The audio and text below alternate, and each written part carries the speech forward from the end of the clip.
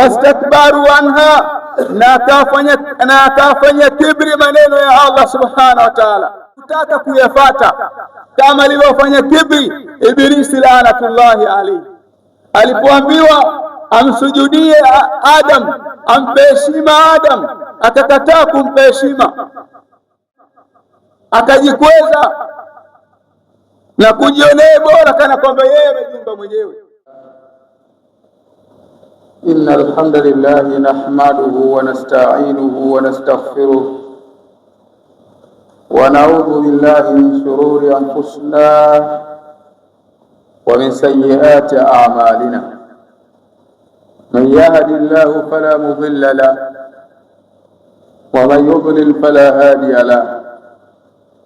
وأشهد أن لا إله إلا الله وحده لا شريك له وأشهد أن سيدنا محمدا عبده ورسوله. أما بعد، أعوذ بالله من الشيطان الرجيم. بسم الله الرحمن الرحيم. يا أيها الذين آمنوا اتقوا الله حق تقاته ولا تموتن إلا وأنتم مسلمون. وقال أيضا: يا أيها الناس اتقوا ربكم الذي خلقكم من نفس واحدة وخلق منها زوجها وبث منهما رجالا كثيرا ونساء واتقوا الله الذي تساءلون به والأرحام إن الله كان عليكم رقيبا. وقال الله تعالى: يا أيها الذين آمنوا اتقوا الله وقولوا قولا سديدا يصلح لكم أعمالكم ويغفر لكم ذنوبكم ومن يطع الله ورسوله فقد فاز فوزا عظيما. اللهم صل على سيدنا محمد وعلى آله سيدنا محمد كما صليت على إبراهيم وعلى آل إبراهيم وبارك على محمد وعلى آل محمد كما باركت على إبراهيم وعلى آل إبراهيم في العالمين إنك حميد مجيد. أما بعد، فيا عباد الله، أوصيكم ونفسي بتقوى الله تعالى وطاعته. أما بعد kumshukuru Allah subhanahu wa ta'ala na kumtakia rehma na amani kipenzi wa umma Bwana Mtume Muhammad sallallahu alayhi wasallama. Ndugu zangu katika imani, na kuhusieni bila kusahau kuhusia nafsi yangu juu ya swala zima la kumcha Allah subhanahu wa ta'ala, kwani mafanikio yalikuwa bora kwa mwanadamu yapo kwa yule ambaye maisha yake yote ameyaajibisha katika lengo la kumcha Allah subhanahu wa ta'ala. Maisha yake yote ameyaendesha kwa makini katika taa ya Allah subhanahu wa ta'ala, na akitaraji malipo mbele ya Allah subhanahu wa ta'ala, kwani hakuna mafanikio yaliyokuwa bora kwa mwanadamu isipokuwa mafanikio hayo atayapata mwanadamu kwa yule ambaye atakayeishi maisha ambayo yanayompendezesha Allah subhanahu wa ta'ala na kuyaridhia. Ndugu zangu katika imani, Allah subhanahu wa ta'ala ametujalia kwa mara nyingine kukutana tena, si kwa ujanja wetu na wala si kwa nguvu zetu, bali kwa mapenzi yake Allah subhanahu wa ta'ala. Kwani Allah subhanahu wa ta'ala angetaka kutuondosha katika mgongo wa ardhi, basi angeshatuondosha. Lakini hii ni fursa kati yangu mimi na wewe kuitumia katika masala mazima ya kutekeleza yale ambayo Allah subhanahu wa ta'ala aliyotuumbia nayo katika maisha yetu ya dunia. Ndugu zangu katika imani, hutuba yetu ya leo itaelezea maandalizi ya akhira. Maandalizi ya akhira. Ndugu zangu katika imani, maandalizi ya akhira yanatakiwa yachukuliwe jambo ambalo la muhimu sana kwa Muislamu, aidha awe wa kiume au awe wa kike, awe mzee awe kijana, anahitajika achukue hatua ya kufanya maandalizi, ili mradi pale ambapo Allah subhanahu wa ta'ala amempa fursa ya uhai, inahitajika afanye maandalizi ya akhira. Na maandalizi ya akhira, ndugu zangu katika imani, inategemea wewe mwenyewe utafanya maandalizi gani, aidha mabaya au maandalizi yaliyokuwa mazuri. Wewe mwenyewe katika nafsi yako unahitajika ujiangalie katika nafsi yako. Je, mimi nahitajika nifanye maandalizi yaliyokuwa bora, maandalizi ambayo nitakapokwenda kukutana na Mola wangu, basi sura yangu iwe na bashasha na kukutana na yule ambaye aliyeniumba, kukutana na yule ambaye aliyeniweka katika mgongo wa ardhi, au nifanye maandalizi ambayo siku ya Kiyama kwangu mimi itakuwa ni shida mbele ya Allah subhanahu wa ta'ala. Lakini Allah subhanahu wa ta'ala katika maisha haya ya dunia hajatuacha hivi hivi kwamba tuishi kana kwamba wanyama. Hapana, bali Allah subhanahu wa ta'ala akatuwekea sisi utaratibu mzima wa kuishi na muongozo ambao ni wa Qur'ani, wa kutujulisha kwamba ukifanya hivi itakupelekea wewe akhera yako kuwa mbaya, na ukifanya jambo hili itakupelekea wewe akhera yako kuwa nzuri. Haya yote yanapatikana katika Qur'ani tukufu, kama Allah subhanahu wa ta'ala mwenyewe anasema, innal ladhina kadhabu biayatina wastakbaru anha la tufattahu lahum abwabu as-samai wala yadkhuluna aljannata hatta yalja aljamalu fi sammi alkhiyat wa kadhalika najzi almujrimin. Allah subhanahu wa ta'ala anatuambia wale ambao wanaozikanusha aya zetu wakazikadhibisha kutokamana na yale ambayo yalikuwa katika Qur'an.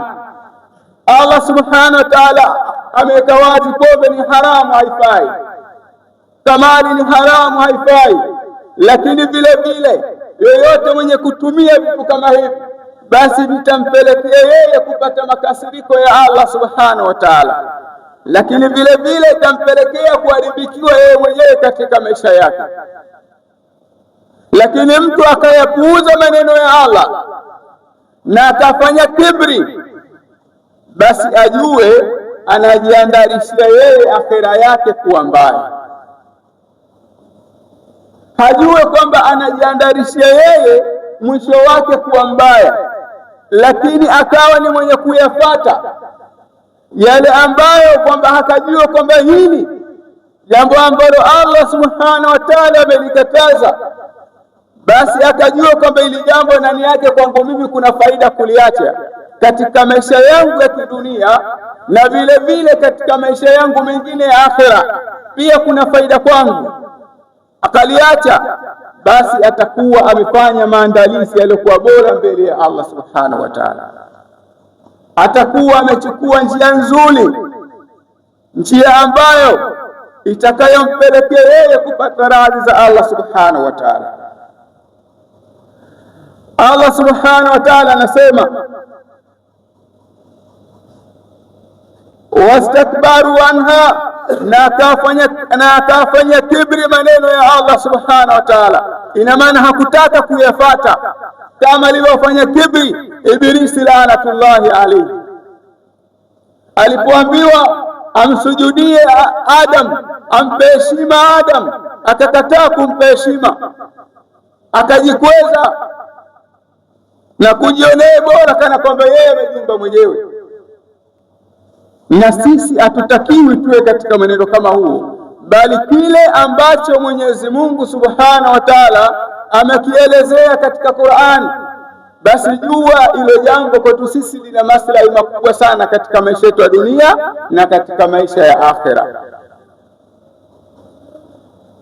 Ndugu zangu katika imani, maandalizi ya akhera hayapatikani pale ambapo mja anapoondoka katika maisha ya dunia, bali maandalizi ya akhera yanapatikana pale mtu yuko hai, akawa ni mwenye kufanya ibada, akawa ni mwenye kutoa sadaka, akawa ni mwenye kuwasaidia watu, akawa ni mwenye kujumuika na watu vizuri katika jamii,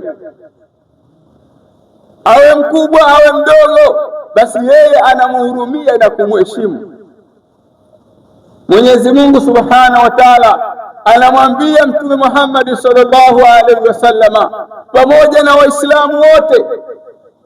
Angalia, Mwenyezi Mungu anamwambia bwana Mtume sallallahu alaihi wasallama alipoenda katika hija yake ile ya mwisho kwenda kuhiji katika mji wa Maka, Mwenyezi Mungu anamwelekeza, japokuwa hao washirikina wa Maka walikuzuilia kufanya ibada yako, lakini usiwafanyie ubaya, fanya hija yako na uende zako.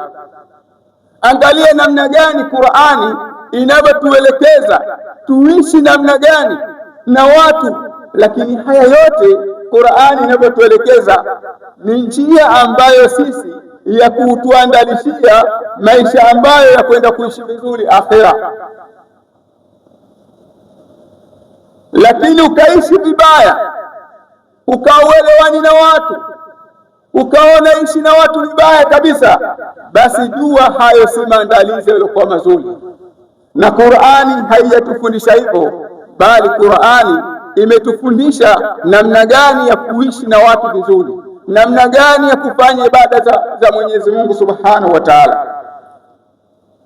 Allah Subhanahu wa Ta'ala anasema, basi hao hawatafunguliwa milango ya mbingu, wala yadkhuluna aljannata, na wala hawataingia peponi, hata yarja aljamalu fi sammi alkhiyat, mpaka ngamia hapite katika tundu la sindano. Kama ngamia na uwezo kupita katika tundu la sindano, basi yule ambaye atakayefanya ubaya katika maisha yake ya dunia, atakayejiandalishia mabaya, basi akamuona ngamia akapita katika tundu la sindano, basi na yeye ndio akaweza kwenda kuingia katika pepo ya Allah Subhanahu wa Ta'ala. Ina maana ni swala ambalo ni gumu sana. Ikiwa kidole kupita kwenye tundu la sindano haiwezekani, iwaje mwanadamu akawezekana kupita katika tundu la sindano? Lakini haya yote, ikiwa mtu amejiandalishia mambo mabaya kwa ajili ya akhera yake, hawezi Allah Subhanahu wa Ta'ala kumfungulia milango ya mbingu, wala hawezi kumwingiza katika pepo yake. Allah Subhanahu wa Ta'ala anasema, wakadhalika najzil mujrimin, na hayo ndio malipo ya watu waovu. Ina maana yule ambaye katika maisha yake ya dunia amejiandalishia yeye mazingira yeye ya ubaya katika dunia yake, toka kupata akili, yeye maisha yake anaishi maisha ambayo sio maisha ya kumpendezesha Allah Subhanahu wa Ta'ala. Anaishi katika jamii kana kwamba ni mnyama, hajui mdogo kumhurumia mdogo wala mkubwa. Basi hajue katika maisha hayo anavyoishi, basi hajue anajiandirishia maisha mabaya kabisa mbele ya Allah Subhanahu wa Ta'ala. Ndugu zangu katika imani, tunahitajika tufanye maandalizi yaliyokuwa mazuri, maandalizi ambayo yatakayotupelekea sisi Allah Subhanahu wa Ta'ala asitutie katika grupu au katika kundi ambalo la wale watu waovu siku ya Kiyama. Lakini haya yote Allah Subhanahu wa Ta'ala ametoa maelekezo hapa. Ameleta mitume, akaleta vitabu. Hivi vyote namna gani ya kutuelekeza kuwa ni mwongozo wa mwanadamu namna gani aishi katika mgongo wa ardhi.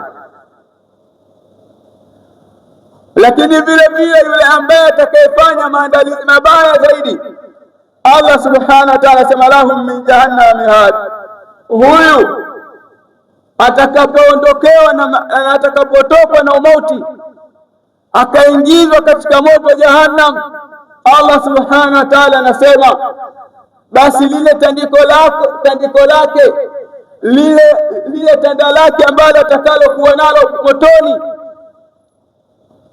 ni moto wa Jahannam, na lile ambalo wa min fawqihim ghawash, na lile shuka lake la kujifunikia, shuka la juu pia ni moto wa Jahannam. Allah subhanahu wa ta'ala anasema wakadhalika najzi dhalimin, haya ndiyo malipo ya wale watu madhalim walikuwa wakifanya ubaya katika mgongo wa ardhi, wamejiandalishia mazingira mabaya katika mgongo wa ardhi. Acha zinaa, yeye anaendekeza zinaa. Acha ushirikina, yeye anafanya ushirikina. Acha riba, yeye amezama katika riba, lakini hajui kwamba yeye anajiandarishia mazingira gani mbele ya Allah subhanahu wa ta'ala.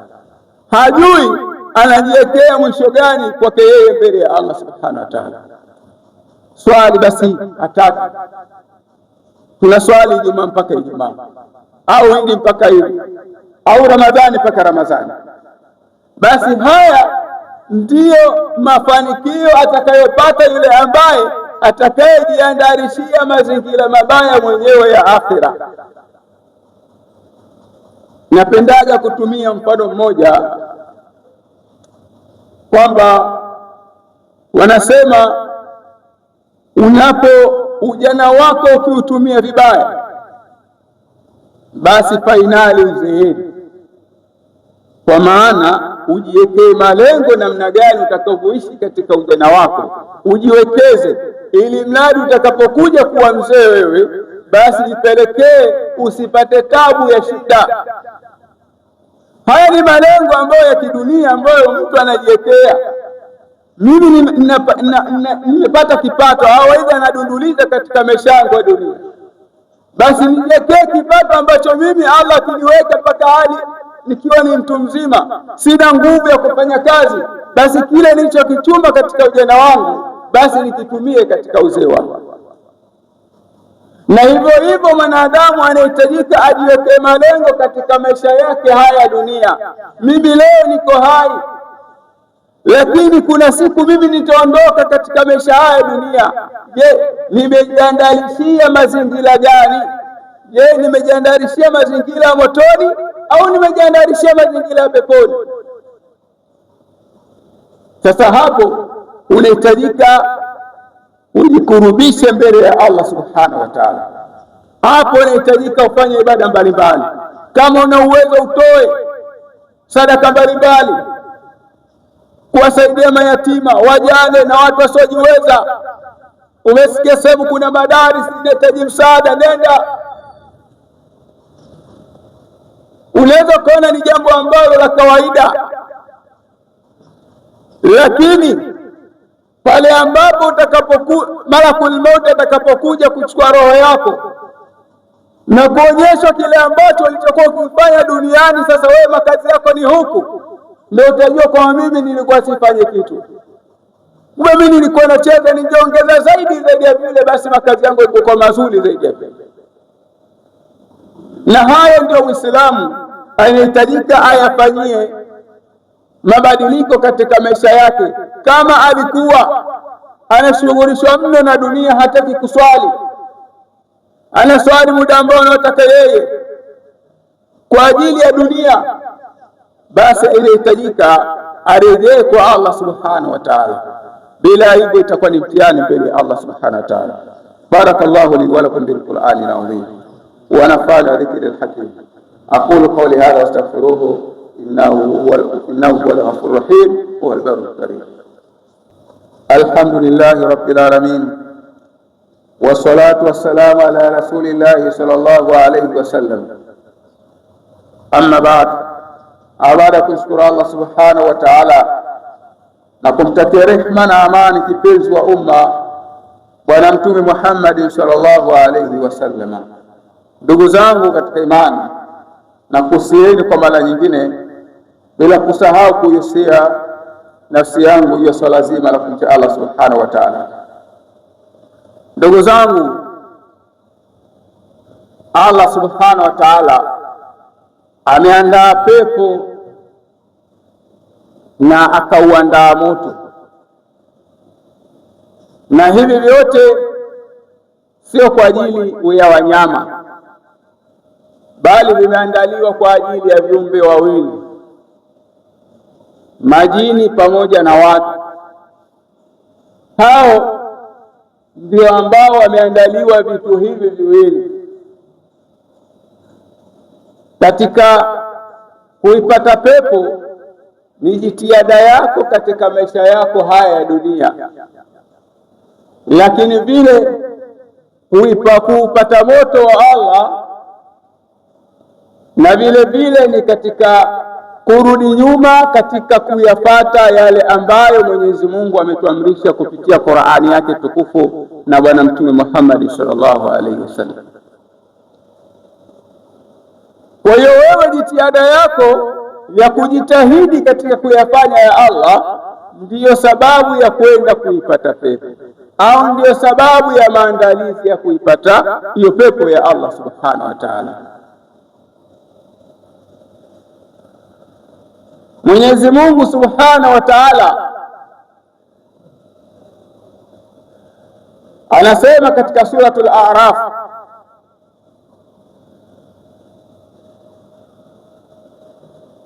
wanada ashabul jannati ashabun nar, watu wa peponi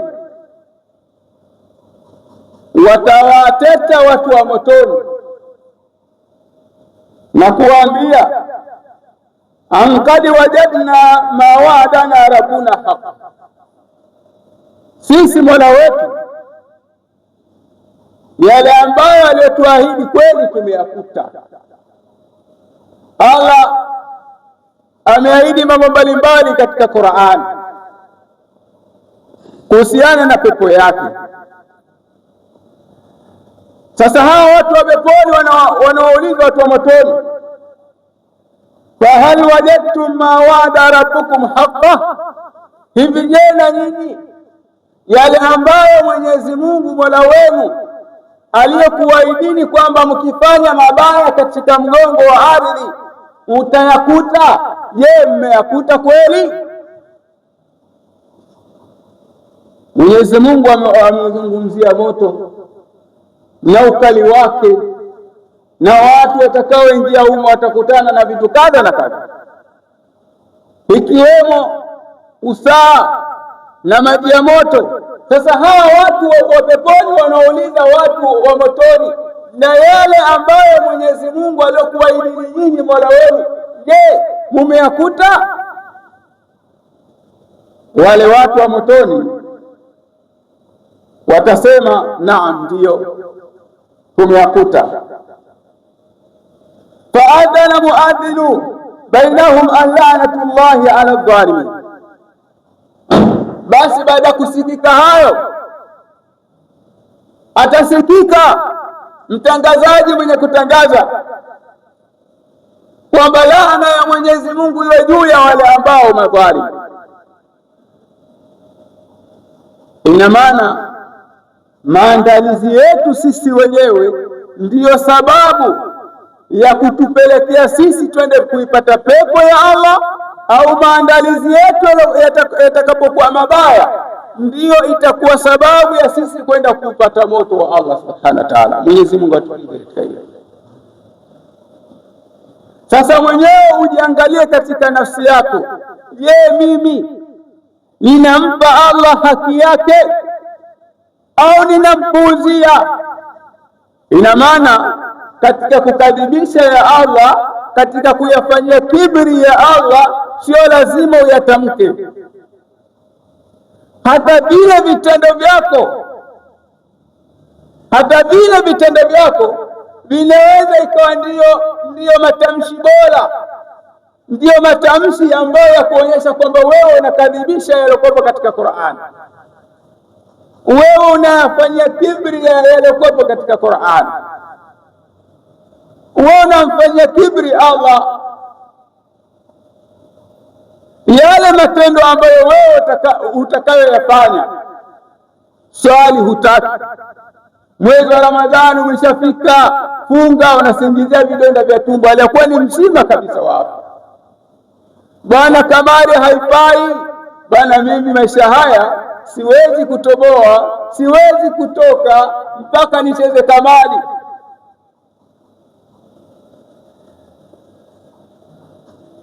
Mimi siwezi kumalizia kibada changu mpaka niende nikachukue ringi.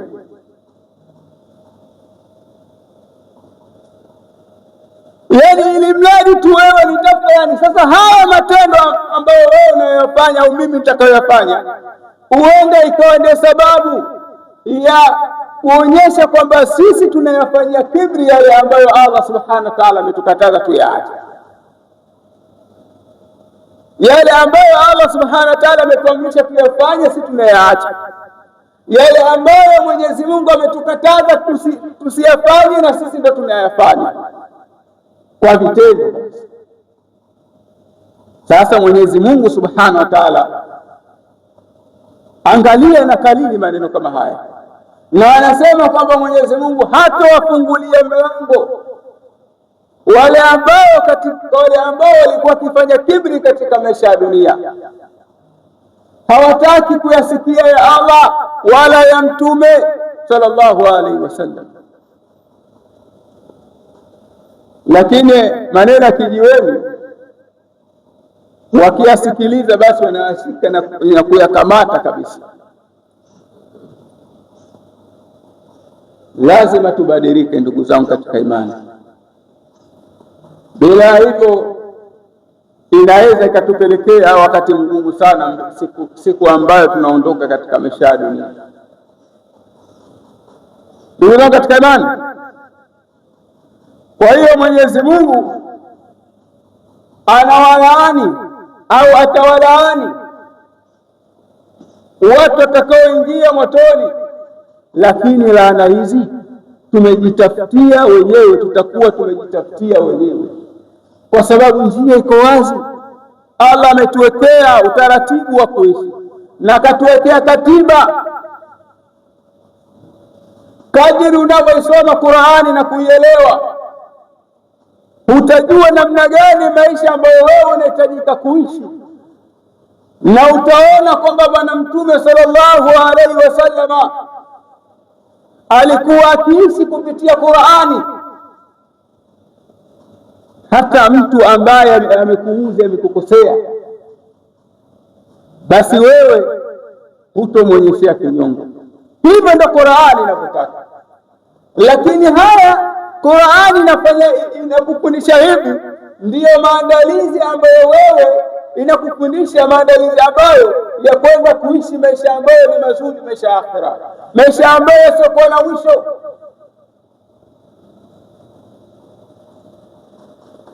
Ndugu zangu katika imani, tunahitajika tumche Allah subhanahu wa ta'ala ukweli wa kumcha. Na Mwenyezi Mungu subhanahu wa ta'ala anasema katika Qur'ani, katika sura hiyo hiyo, kuwazungumzia wale ambao waliofanya maandalizi mazuri katika maisha ya dunia. Anasema wanazana ma fi sudurihim min ghillin tajri min tahtihim al-anhar, wale ambao walikuwa wamefanya maandalizi mazuri katika maisha ya dunia, walikuwa wakitekeleza ibada za Allah, walikuwa wakiishi na jamii vizuri, walikuwa wakipendana, walikuwa wakihurumiana, tukiza hapa na pale, wakiwa wakisameana. Anasema Mwenyezi Mungu, wanahazana ma fi sudurihim min ghillin. Mwenyezi Mungu anasema kwamba tutaondosha au tutaondoroshea katika vifua vyao bughudha, kuchukiana huko peponi. Lakini katika maisha ya dunia hao watu walifanya maandalizi yalikuwa bora, walikuwa na swali, walikuwa Allah amewajalia uwezo kwenda kuhiji, mwezi wa Ramadhani umefika, wanatoa, wamesikia jambo hili Mungu amekataza, hawafanyi, wanajitahidi kumwomba Mungu Allah awaepushe na jitihada zao. Haya ndiyo mambo ambayo Muislamu anahitajika afanye maandalizi. Bali insanu ala nafsihi basira, kila mtu anajijua mwenyewe katika nafsi yake, anauona moyo wake, nafsi yake mwenyewe anajijua mwenyewe. Je, mnafanya maandalizi kidhati au nenda tofauti? Pepo ambayo mbele yake inapita mito, na vile vile watu wa peponi watashukuru na watasema alhamdulillahi alladhi hadana lihadha wa ma kunna linahtadiya laula an hadana Allah. Tunamshukuru Mwenyezi Mungu ambaye aliyetuongoza katika neema hii. Hatukuwa ma kunna linahtadiya, hatukuwa sisi ni wenye kuongoka laula an hadana Allah. Kama Allah singetuongoza sisi basi sisi tusingeongoka. Lakini mtu asije kasema ni bana, basi Mungu, kumbe Mungu mpaka muongoze mwenyewe. Je, unahitaji kubadilika katika nafsi yako? Ukifanya jitihada ya kubadilika, ndivyo Allah anatia shani yake anakubadilisha. Lakini hutaki, basi Allah anakuachia, na alafu mwisho wake utakuja kujuta mwenyewe. Kama moto duniani tu, mtu akikanyaga anarukaruka, sembuse moto wa akhera. Siku moja nilikanyaga moto wa duniani, nikaona balaa lake, nikasema moto huu tunaona shida hii, Yesu ndiye itakuwaje? Mwenyezi Mungu atupe. Inna Allaha wa malaikatahu yusalluna ala nabi ya ayyuhalladhina amanu sallu alayhi wa sallimu taslima. Allahumma salli ala Muhammad wa ala ali Muhammad kama sallaita ala Ibrahim wa ala ali Ibrahim wa barik ala Muhammad wa ala ali Muhammad kama barakta ala Ibrahim wa ala ali Ibrahim fil alamin innaka Hamidum Majid. Allahumma ighfir lil mu'minina wal mu'minat wal muslimina wal muslimat wal ahya'i minhum wal amwat. ربنا واجعلنا مسلمين لك ومن ذريتنا أمة مسلمة لك ومن ذريتنا أمة مسلمة لك ومن ذريتنا أمة مسلمة لك وأرنا مناسكنا وتب علينا إنك أنت التواب الرحيم برحمتك يا أرحم الراحمين. إن الله يأمر بالعدل والإحسان وإيتاء ذي القربى وينهى عن الفحشاء والمنكر والبغي يعظكم لعلكم تذكرون.